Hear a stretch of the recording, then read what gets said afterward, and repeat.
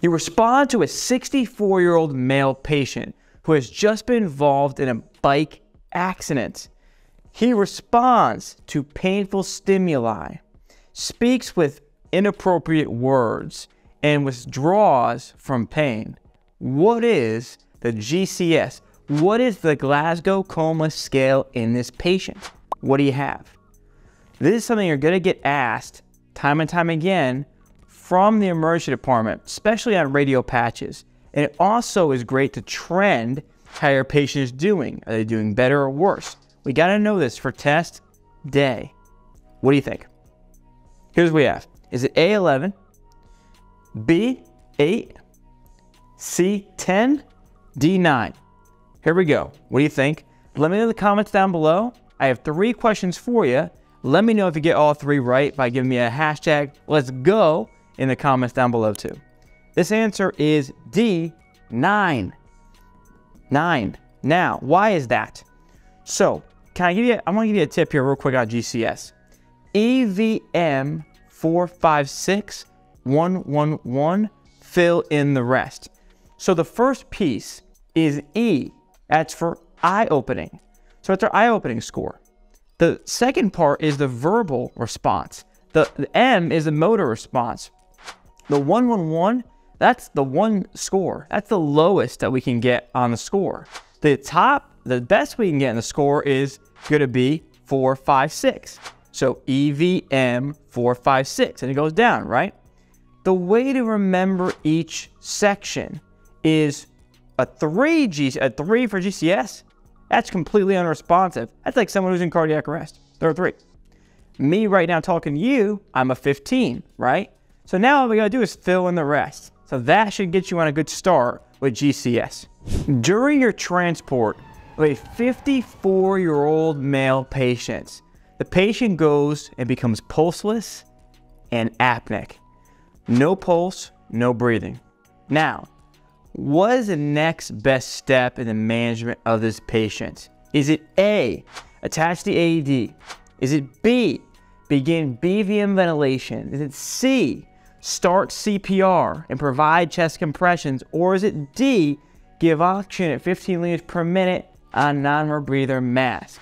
3, 2, 1. Drop your answer in the comments. Let me know if you get it right. And the answer here is, it's going to be C. Start CPR and chest compressions. Now, why is this? Your patient was just awake. Maybe they were talking to you. Now they slip into cardiac arrest right in front of your eyes in the ambulance. The first action step, the heart in our body pumps blood around our body. In that blood is oxygen. The reason why the AHA and everybody recommends CPR chest compressions right away is because this chest compression that we're doing, we're able to get the body perfused again. That's the whole point. Our hands are the heartbeat. So if we can get that back immediately, and you see someone going cardiac arrest right in front of you, they still have a little oxygen in their blood.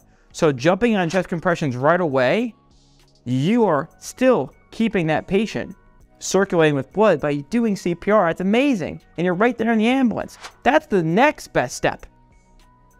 Don't be fooled by when we get the AED, the whole time you're going around, going over here to get the AED, or putting them on the monitor pads.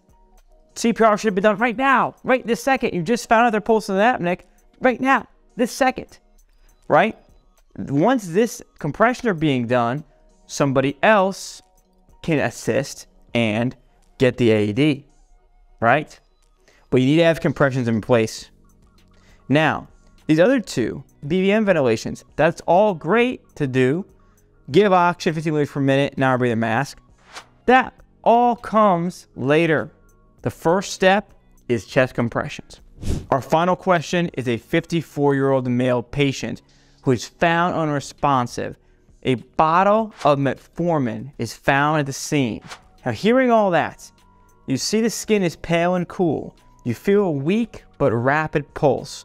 You suspect A, opiate overdose, B, a stroke, C, hypoglycemia, or D, diabetic ketoacidosis, DKA. What do you think? 3, 2, 1. Our answer is C, hypoglycemia. Why? Now, first thing, if I'm looking at hyperglycemia versus hypoglycemia, remember the skin is king, meaning, yes, you're going to get a blood glucose reading, but in tests and also just a clue you in, skin is very important with diabetic patients because pale, cool skin, that's like hypoglycemia. Warm, dry skin, that's hyperglycemia. DKA means your blood glucose, DKA, diabetic ketoacidosis, that's too high. Hypoglycemia is too low, okay? So, now, a bottle of metformin, okay, is found next to the patient. This clues you in that they're a diabetic patient.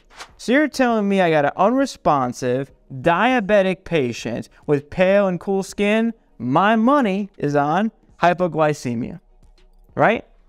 Okay, now, these two. Did I mention anything about breathing? Did I mention anything about pinpoint pupils? Is metformin have anything to do with being an opiate or a narcotic? No. Now, somebody might mess that up because, so you gotta know what metformin is. And that is why I teach my students about prescription medications, because you either get questions about prescription medications or they insert a prescription med into the question, and that's the key to the question. You don't know it, you're just guessing. I don't want you to guess. So now we know why the answer is C.